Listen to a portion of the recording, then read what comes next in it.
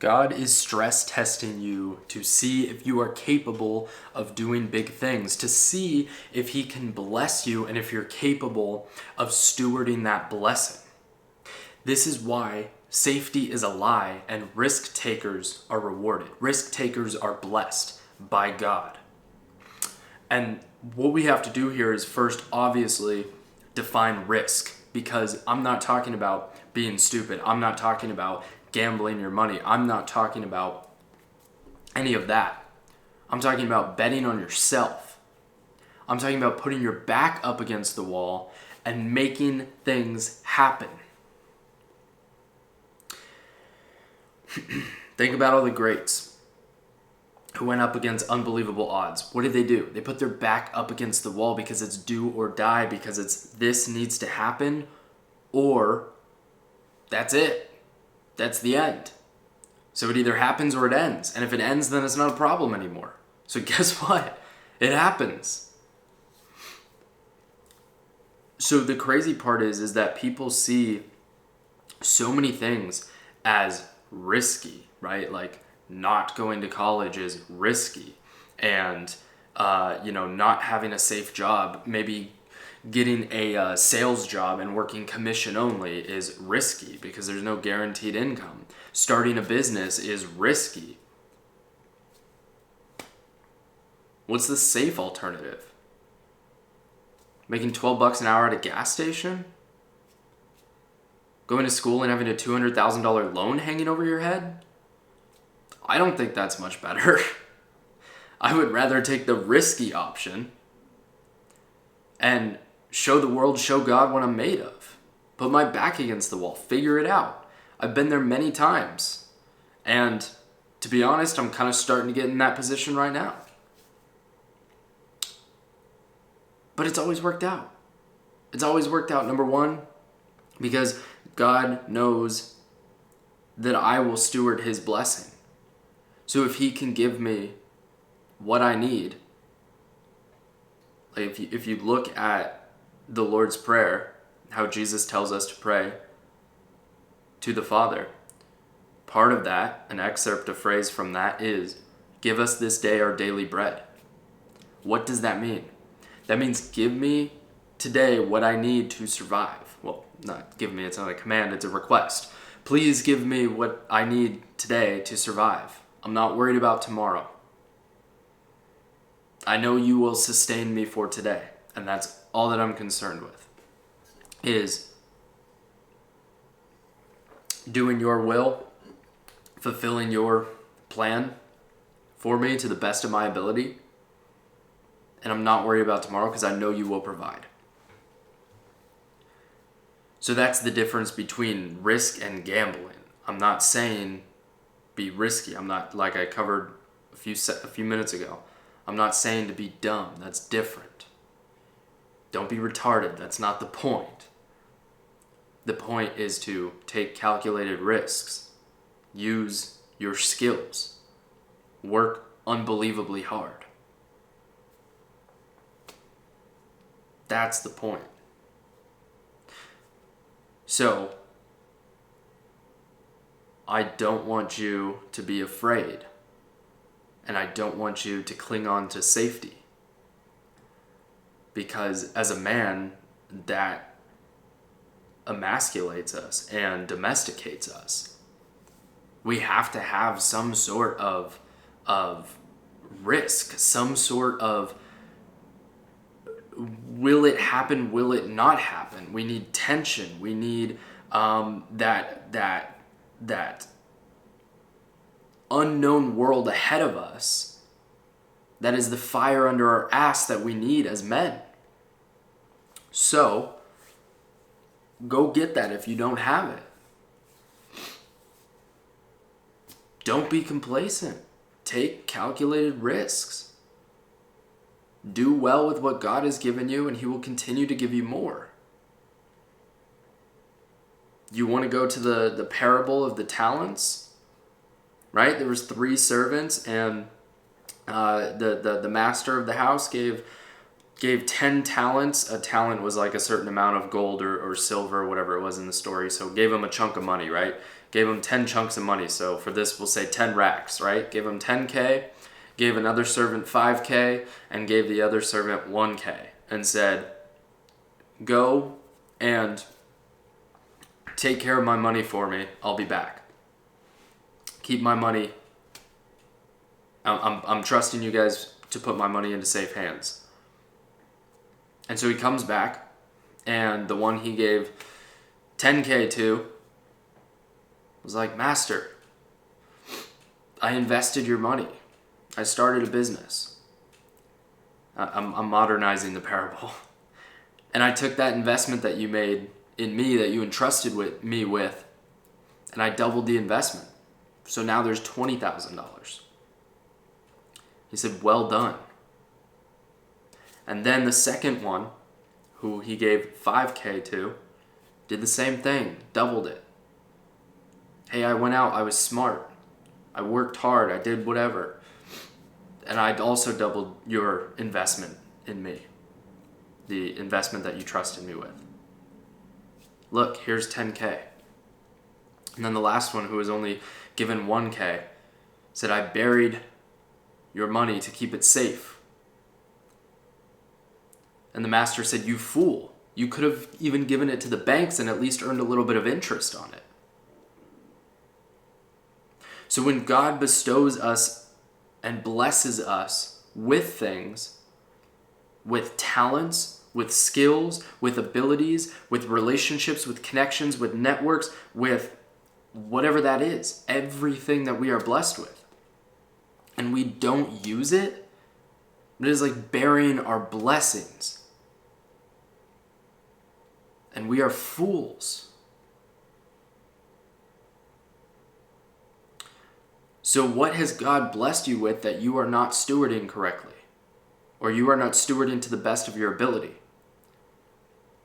And for me, I definitely realize that it's my ability to speak, to get points across, to working on the storytelling. But, you know, all my life, people have followed me. People have listened to me.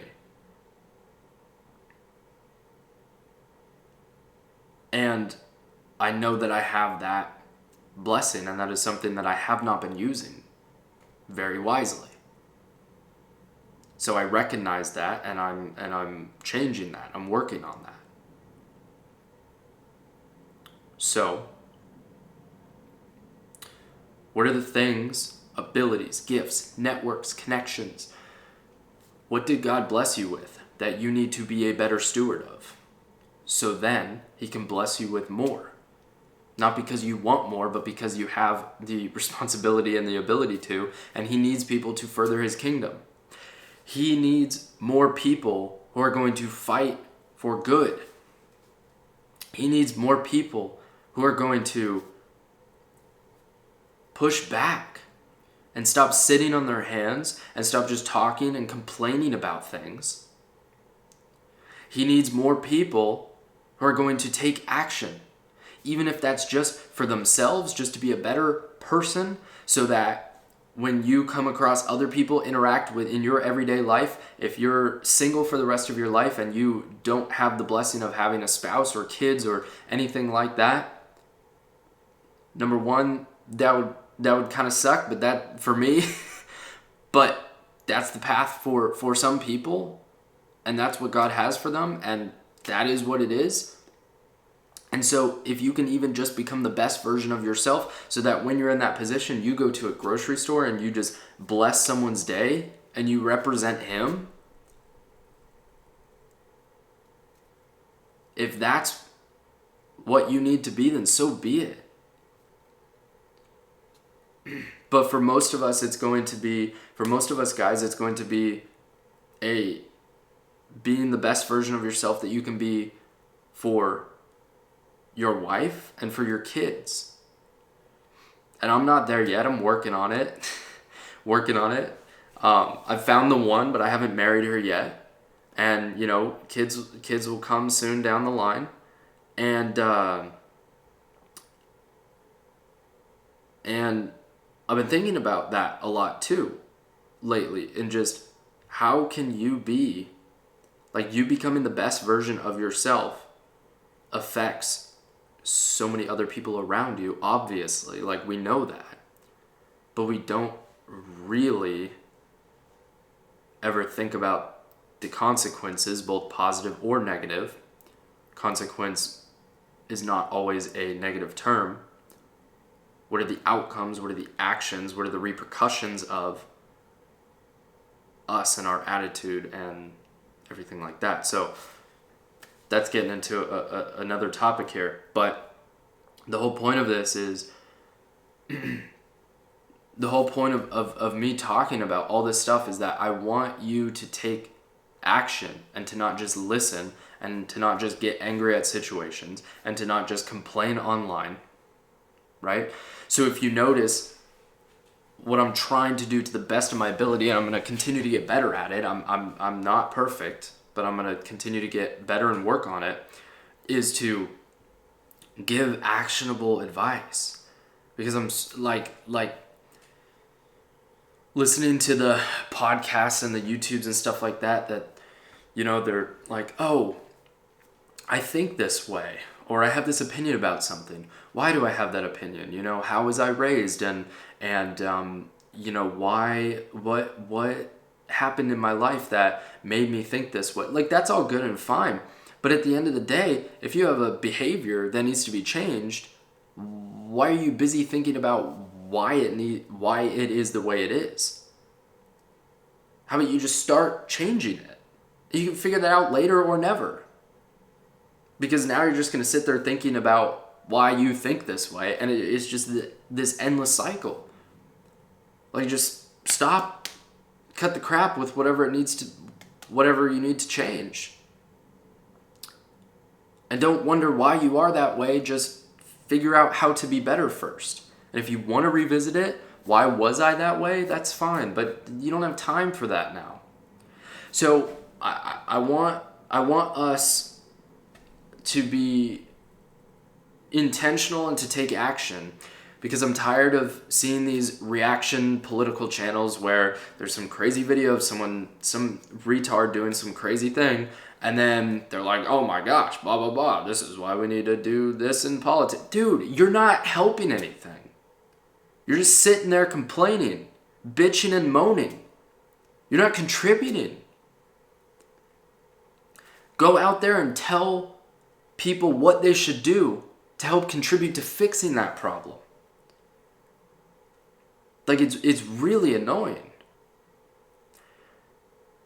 So, on this page, I want to talk about, I have the 5 main pillars that I've identified. They may change, they may whatever during the future, like I may adjust them, but so far in my life, these have been the most important things to everything that I've learned so far. And I'm only 23, but I've done quite a bit of stuff in that short time, and you can watch some of my other videos and I talk about it a little bit, because I don't want to get into it in this video because that's not important right now. But the 5 pillars are proficiency. You need to master a skill.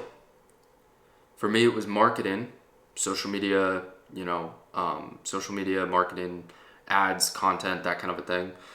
And so you need to become proficient in a skill so that you can make money and start to and be able to have opportunities and all that. It's pretty self-explanatory.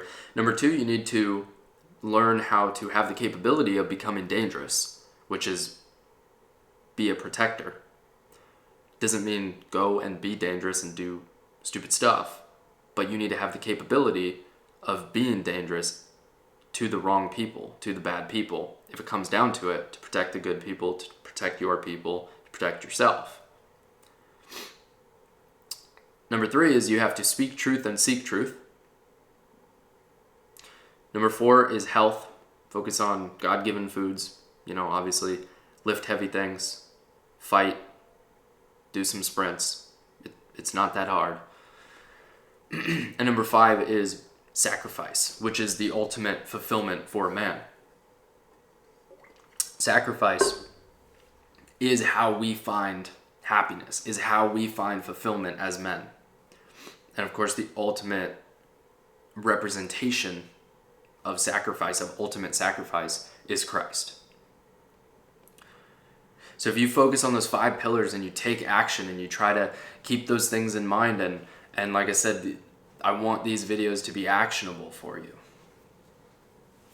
So with this video, I'm talking about safety, comfort, security. It's a lie. And why instead you should take calculated risks, you should be smart, you should multiply the blessing that God has bestowed upon you and steward that well so that you can further your own character development for yourself, for other people, for others around you, and for God to be a vessel to steward more to be able to steward more blessings. So the action that you can take is to think about, where am I being comfortable in life? Where am I being safe and seeking comfort and safety and security? And figure out how to tap into that side of a man that God built to get things done.